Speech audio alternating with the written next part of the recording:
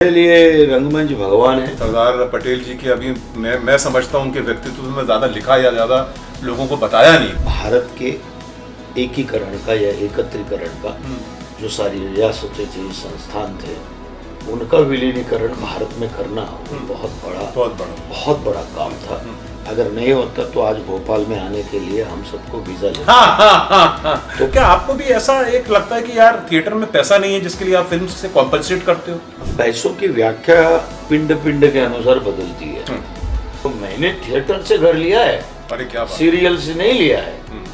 तीन मीडियम में आपने बहुत काम किया, जैसे आपने बताया टीवी में किया, आपने फिल्म में किया, आपने थिएटर किया। Whom do you rate the toughest?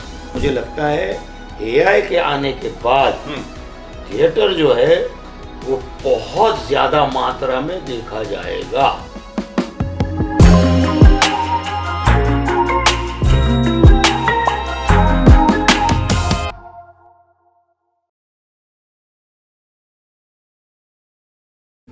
गंभीर व्यक्तित्व के सज्जन मेरे साथ बैठे हुए हैं, वो जो जरूर मैं उनसे प्रश्न पूछूंगा। और जो रोल इन्होंने कुछ किए, हास्य वाले रोल किए, जो टाइमिंग रही, जो कॉमिक सेंस रहा, वो लाजवाब रहा। मनोज जोशी जी, आपका बहुत बहुत नमस्कार सर, बहुत नमस्कार। कुक स्पीक्स के इस एपिसोड में आज हमारे साथ बहुत ही विशेष और मेरे बहुत ही फेवरेट एक्टर और बिल्कुल जिसे कहते हैं डाउन टू अर्थ सज्जन ही साथ बैठे हुए हैं।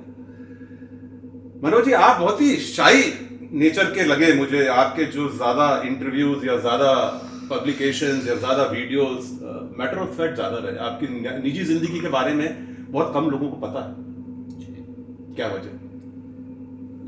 निजी जिंदगी अपनी निजी जिंदगी है। मेरा जो ये व्यावसायिक क्षेत्र है और अपनी निजी जिंदगी वो अपनी। आप ज्यादा पार्टिंग टाइप के आदमी मुझे नहीं लगते। हाँ, मैं हूँ ही नहीं। हाँ, वो मुझे महसूस हुआ कि बहुत ही आपके बारे में। आप अपन दर्शकों के बारे में बताएं जो मैंने आपके बारे में पढ़ा कि आपने जे स्कूल ऑफ आर्ट से बॉम्बे से क्लियर किया। मेरे ख्याल से 98 से आप सक्रिय रहे फिल्म लाइन के अंदर। हाँ, सरफरोश मेरी पहली फिल्म। सरफरोश आमिर खान वाली। 96 में शुरू हुई, वो 1-1.5 साल लगा उसको खत्म होने। 98 में आई वो फिल्म, तो वो पहली फिल्म। पर उससे पहले भी 90 में मेरी एक फिल्म थी, जिस फिल्म का नाम था हूँ खुशी लाल। अच्छा, ओके में थी, एनएफडीसी की फिल्म थी। वो मेरी वास्तविक रूप से पहली फिल्म है। ओके। उससे पहले मैंने टेलीविजन सीरियल किया जिसका नाम है राव, जो बाजीराव पेशवे जी का। जी। और वो पहला कैमरा फेस था मेरा। उसके बाद ये मूशीलाल थी। उसके बाद फिर चाणक्य सीरियल, फिर बहुत सारी सीरियल, 6-7 हजार। वो तो चाणक्य तो आपका एक लैंडमार्क बन गया। उसके बाद में काफी टेलीविजन भी किया, काफी सारी फिल्में भी की। उसके बाद में देवदास, और फिर चलता गया। फिर प्रियदर्शन जी के साथ भी मैंने 12-13 फिल्में की। वो तो मैं आऊंगा साहब, उसका भूत बंगला आ रही है, हलचल, हंगामा, भोज बंगला, दे दनादान, सारे पॉपुलर कैरेक्टर। कचड़ा सेठ, वो तो मैं आऊंगा उसमें। मैंने कहा आपसे जो सुबह से मुलाकात हुई और आपकी जो गंभीरता देखी, और यकीन ही नहीं होता कि ये वो शख्स है जिसने कॉमिक सेंस में इतना बढ़िया टाइमिंग है स्क्रीन किया। लाजवाब था। वो तो अपन जिक्र करेंगे। जो अपने कॉलेज एजुकेशन के बाद आप सीधे मराठी थिएटर में या गुजराती थिएटर में? मराठी थिएटर में मैं बहुत मतलब जो जिसे कहते हैं अमेचर थिएटर, जिसे कॉलेज के समय में जो थिएटर होता है वो अमेचर थिएटर होता है। तो गुजराती प्ले से ज्यादा आपने अपने शुरुआती करी? हाँ, क्योंकि मेरा सर्कल भी मराठी लोगों को था, उनके बीच में पला बड़ा हूँ गुजराती, पढ़ा हूँ मराठी, उनके ही साथ रहा थिएटर में भी, रंगमंच में भी। तो रंगमंच की वहीं से ही मेरी उसी भाषा से शुरुआत हुई। फिर गुजराती रंगमंच में ये चाणक्य नाटक पहला नाटक रहा मेरा। उसके पहले चार्ली जांट के ऊपर एक मनु निवासी करके एक नाटक था गुजराती में, वो किया। चंद्रवदन भट्ट साहब उसके डायरेक्टर थे, जो संजीव कुमार जी के भी डायरेक्टर रहे हैं। ओके। हाँ, उनके पास काफ़ी, वो भी सूरत के थे, वो भी सूरत के थे। ओके। तो एक गुरु प्रकार के ही थे उनके। उनके साथ पहला नाटक किया, उनके ही गुरुजी थे। संजीव कुमार साहब के। तो वो उस नाटक से फिर गुजराती में शुरुआत हुई, क्योंकि गुजराती रंगमंच एक तो गुजराती रंगमंच ज़्यादातर मतलब बहुत कम नाटक होते थे वहाँ पर, और वहाँ मैंने सोचा कि चलो ये मेरी मातृभाषा भी है और उसी से शुरुआत की मैंने थिएटर मराठी भी किया, गुजराती किया और फिर हिंदी पे आके रुक गया। रंगमंच टेलीविज़न में बहुत किया मैंने, टेलीविज़न मैंने थोड़ा स्टॉप किया क्योंकि टेलीविज़न अब करना बड़ा मुश्किल होता है समय का अभाव के कारण। बट टेलीविज़न ने भी बहुत प्रतिष्ठा भी दी, एक स्टेबिलिटी दी, सब कुछ दिया। और टेलीविज़न ने ये भी सिखाया कि कम समय में कैसा डिलीवर करना है, जल्दी, अच्छा, क्वालिटी। तो काफ़ी सारी चीज़ें, और फिल्म मेरे लिए हर कलाकार के लिए एक अपना गोल होता है, तो वो मेरा गोल था। तो फिल्मों में भी मैं व्यस्त रहा, और 3 भाषा में, मराठी, गुजराती, हिंदी, थिएटर हो, टेलीविज़न हो या फिल्म हो, तो तीनों भाषा में मैंने आज तक 5 भाषा में फिल्में की हैं। इसमें एक मलयालम भी है, एक पंजाबी भी है। अरे वाह! अरे तो ऐसी सब मिला के 175 से अधिक फिल्में भी हुई हैं, 7-8 हज़ार एपिसोड हुए हैं मेरे सारे, और मेरे कुछ 20-22 प्लेज हुए हैं। अरे बाप! जो तो चल रहा है ईश्वर की दया से। और अभी मेरा प्ले एक नया आ रहा है, सरदार। हाँ, बताया पटेल के ऊपर। वो तो बड़ा एक आइकॉनिक और बड़ा एक अवेटेड प्ले है मनोज भाई।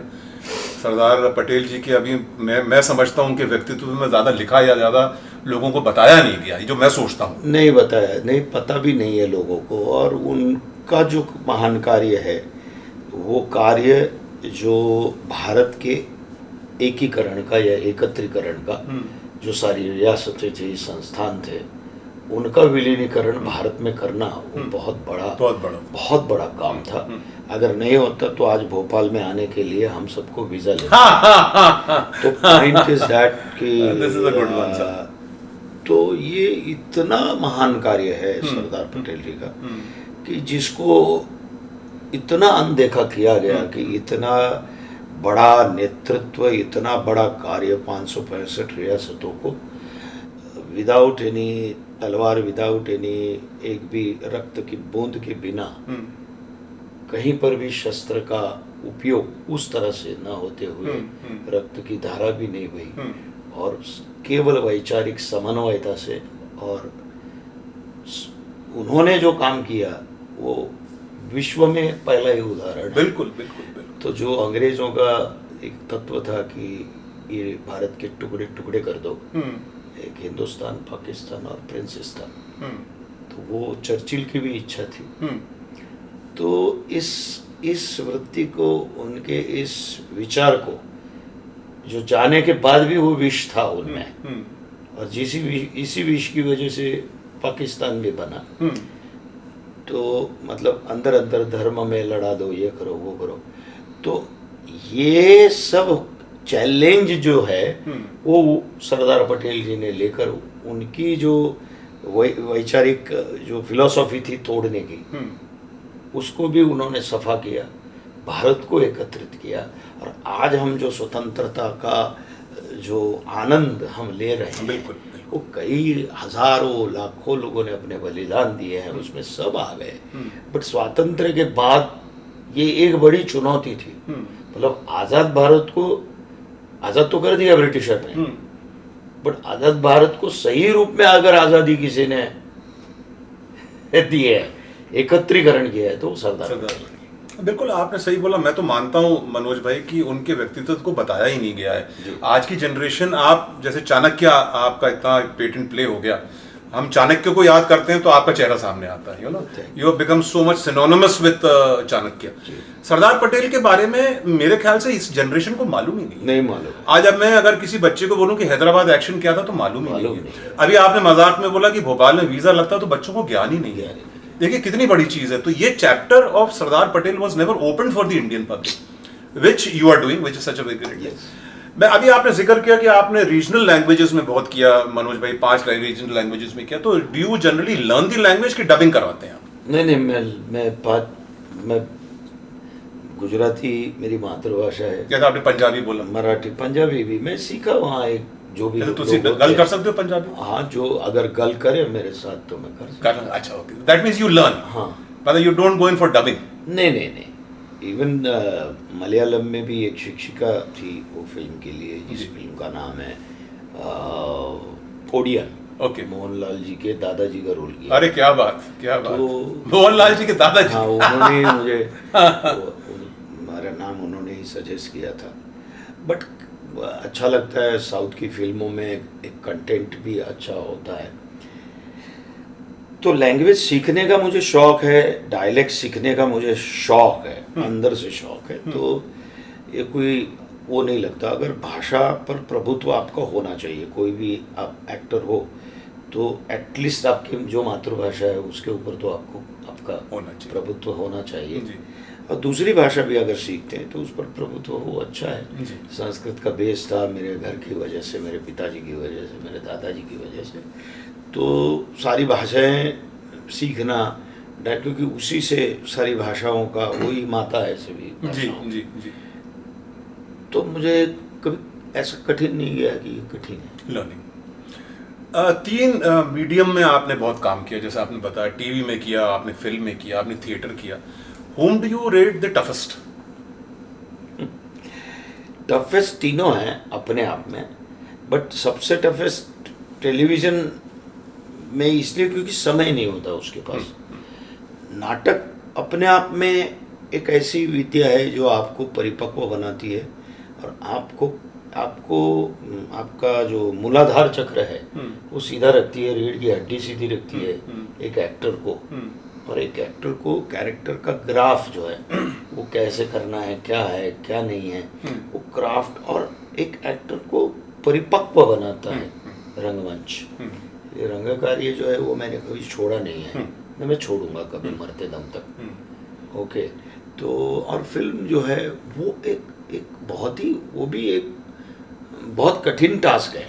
ऐसा नहीं है कि वो इजी है कि आज क्लाइमेक्स सीन हो रहा है, परसों शादी का सीन हो रहा है, फिर उसके बाद किसी और।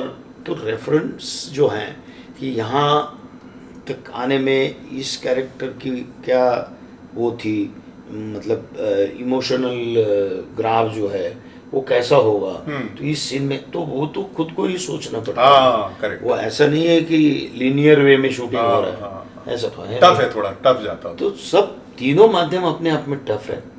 आपको सबसे टफ कौन सा लगा? नहीं, मुझे टफ तीनों लगे, ऐसा कुछ नहीं। बट रंगमंच क्या है कि वो एक हृदय के बहुत करीब है।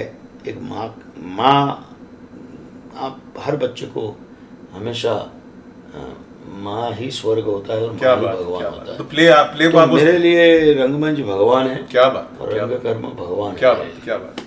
बड़ा जज्बाती आपने रिप्लाई दे दिया साहब। प्ले में जैसे कहते हैं ना, सब रीटेक नहीं होता जी।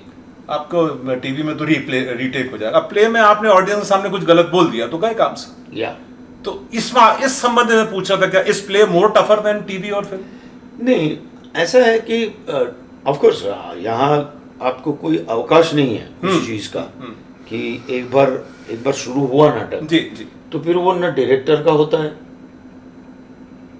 राइटर ने तो लिख दिया है। हाँ। पर अभी कर्टन ओपन हो गया तो वापस बंद होने वाला नहीं है, वो तो या तो इंटरवल में बंद होगा या एंड होगा। करेक्ट। तो सारी रिस्पॉन्सिबिलिटी जो है दारो मदार वो सारा अभिनेता पर ही है। तो he can't afford to do this. तो इसीलिए मुझे लगता है 1.5 महीना 2 महीने की जो भी तालीम होती है, रिहर्सल होती है, वो इसी के लिए होती है जो परफेक्ट होके ही फिर नाटक ओपन होता है। मेरा सौभाग्य रहा मनोज भाई, मैं बहुत छोटा था, शशि कपूर जी से मुलाकात हुई पृथ्वी थिएटर पे। पीयूष भाई की मैंने बहुत किए, काफ़ी नज़दीकी रही, भोपाल बहुत आए। अभी रघुवीर यादव जी आए थे मनोज भाई, जिनका हमने मारे गए गुलफाम कराया था। तो मेरी सबसे बातचीत रही, क्योंकि मेरे को जागृति बहुत रहती है। तो सबका ये कहना था, यार प्ले में पैसा नहीं है, थिएटर में पैसा नहीं है। पीयूष भाई से बात हुई और शशि कपूर जी से मैंने बताया, मैं बहुत छोटा था और कहले यार आई एम डूइंग मूवीज। और राज कपूर तो चढ़ाते भी थे उनको, शशि कपूर की टैक्सी कपूर है ये तो, मतलब एक दिन में 6 शिफ्ट करते हैं। तो he used to say the reason for doing so much film is to feed into my theatre. To feed into my theatre और to feed into my production. उन्होंने जुनून बनाई, उन्होंने कलयुग बनाई, क्रिएटिव चीज की उन्होंने। तो क्या आपको भी ऐसा एक लगता है कि यार थिएटर में पैसा नहीं है जिसके लिए आप फिल्म से कॉम्पनसेट करते हो? अब पैसों की व्याख्या व्यक्ति और पिंड पिंड के अनुसार बदलती है, बट जितना आर्थिक संपन्नता फिल्मों में है या टेलीविजन में है, उतनी निश्चित रूप से थिएटर में नहीं थी। अब मेरा अपना मानना है जी जी ये कि रंगमंच जो है वो महाभारत काल से चलता आ रहा है हमारे देश में। जी जी। और रंगमंच विश्व को देने वाला जी जो नाट्य शास्त्र है वो देने वाला भी भारत ही है, पहला देश। ओके, तो ये कभी खत्म नहीं होने वाला है, नंबर 1। नंबर 2, पहले क्या होता था कि कला को एक राजाश्रय होता था। ओके, स्वतंत्र हुए हमारे देश की भी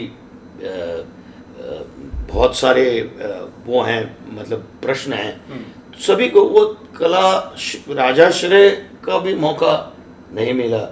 फिर उसके बाद में मराठी नाटक की, गुजराती नाटक की एक अपनी परंपरा है, या बंगाली नाटक की परंपरा है, साउथ की भी अपनी एक परंपरा है, कर्नाटक की है, केरल की है, तमिलनाडु की है।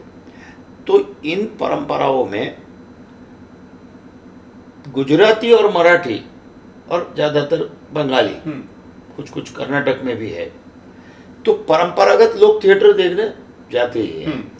अब वो हुआ है केवल शनिवार और रविवार का। पहले ऑड डे में भी थिएटर होता था। मराठी थिएटर तो सोमवार से लेकर रविवार तक होता था। ओके, और जाना मतलब कंपलसरी है, लोगों के पगार का एक भाग था कि जो ये थिएटर के लिए जाना है उसके लिए होता था। लेकिन उसमें आर्थिक संपन्न बनेगा, धनवान बनेगा और उसमें हम घर चला सकते हैं, बिकॉज ऑफ जैसे जैसे हम भी आगे आगे बढ़ते गए, माध्यम बढ़ते गए, तो वो संपन्नता नहीं आती रही लोगों के पास।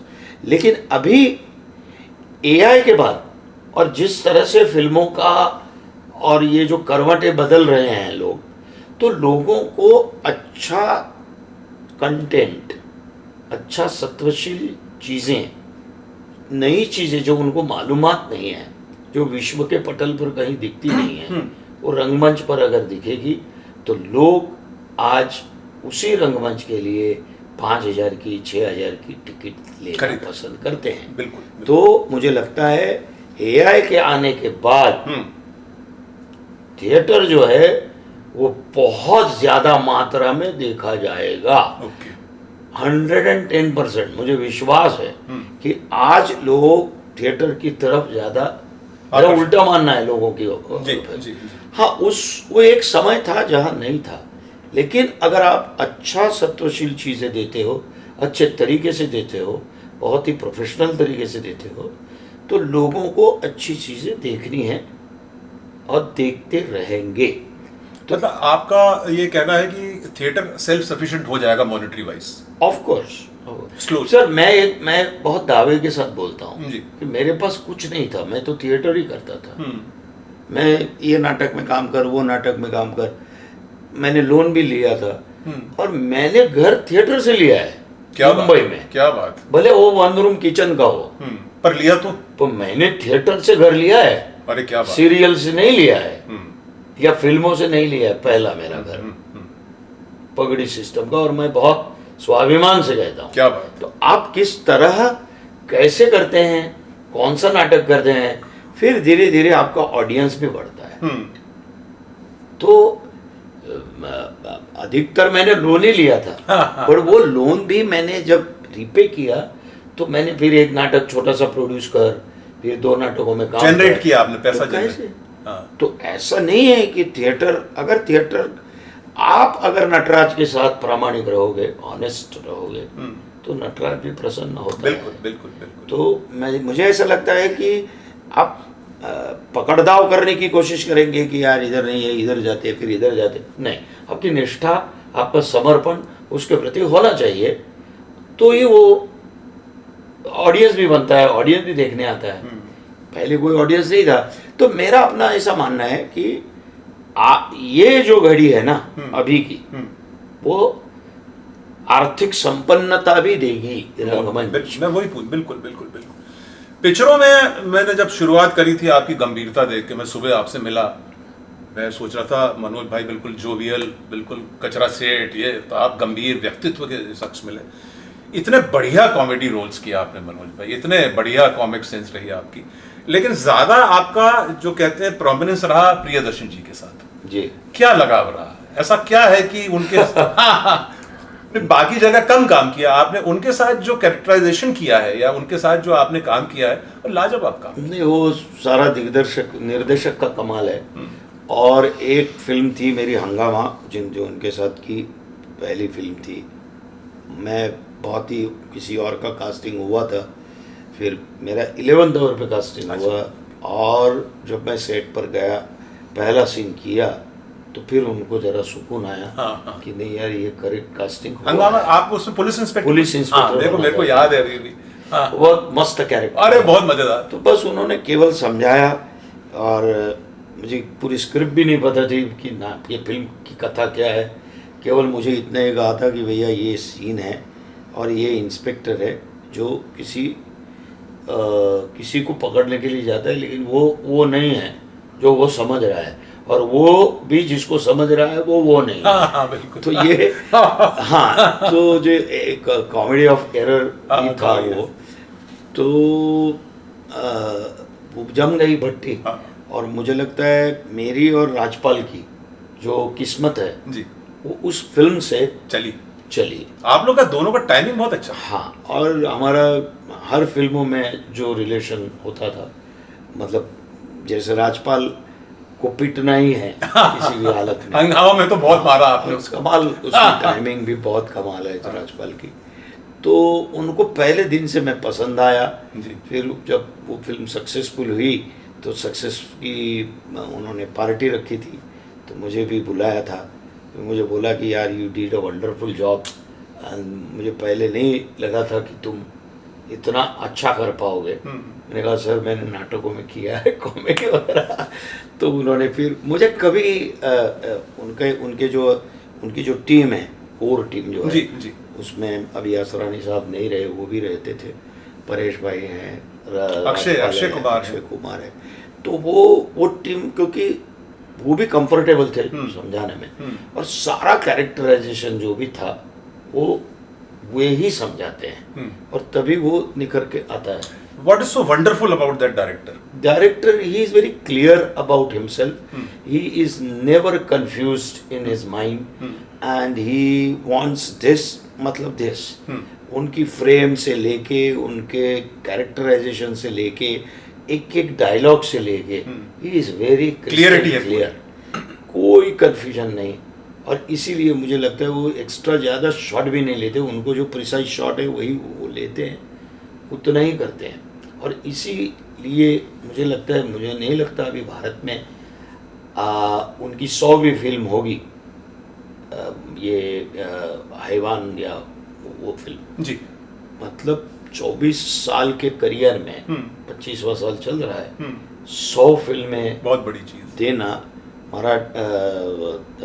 मलयालम, हिंदी, मेरे ख्याल से तमिल भी है शायद, ऐसी सारी भाषाओं में इतनी फिल्में देना, एंड क्वालिटी फिल्में, और उसमें सक्सेस रेट भी ज़्यादा है, तो दैट इज द क्वालिटी। तो वो क्वालिटी अगर नहीं है तो आदमी, मुझे आजकल 3 फिल्मों के बाद डायरेक्टर दिखता नहीं है, मतलब याद भी नहीं रहता लोगों को। तो that is the beauty of that director, और इसीलिए सक्षमता ही, क्लैरिटी और क्लियर। वो खुद एडिटर भी हैं, खुद संपन्न एडिटर हैं। तो इसीलिए मुझे लगता है कि उनकी कोई भी फ्रेम देखो, उनकी गतिशीलता देखो।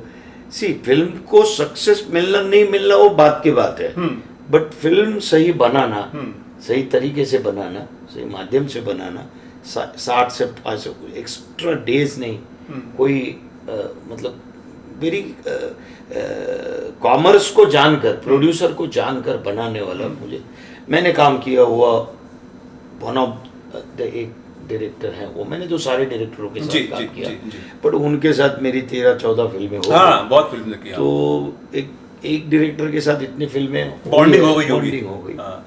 इन्होंने 25 वर्ष में करीब 100 फिल्में की जी। आपको करीब मेरे ख्याल 25 वर्ष से ऊपर हो गए। हाँ। आपने बहुत कम फिल्में की, आपने करीब 70-80 के आसपास फिल्में करी। हाँ, नहीं, क्या वजह? नहीं, मैंने एक्चुअली ऐसा नहीं, वजह कुछ नहीं है। मुझे मेरे पास जो रोल आते हैं मैं देखता हूँ, मैं करता हूँ। अगर मुझे चॉइस मिली है पिछले कुछ सालों से, एक 10 सालों से मुझे चॉइस मिलना शुरू हुआ, तो मुझे अच्छा लगता है वो मैं करता हूँ। ओके। और मुझे नहीं लगता तो मैं नहीं करता। आप थोड़े सिलेक्टिव हो?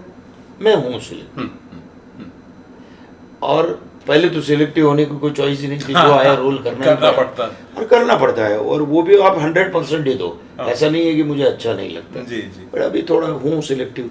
अच्छा, कुछ अच्छा महीन काम करना है, कोई अच्छा रोल है, जैसे भूल भुलैया है, या हंसी तो फंसी है, या काफ़ी सारी फिल्में हैं मेरी, गुरु है जी।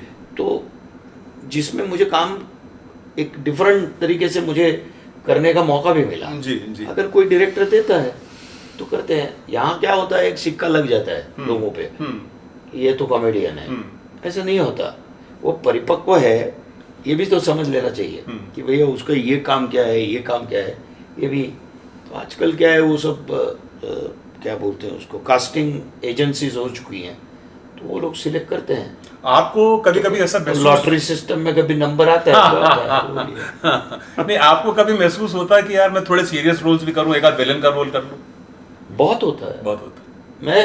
मेरे अंदर है वो शक्ति कि मैं कैरी की भी है, ऐसा नहीं है कि मैंने नहीं की। जी जी जी।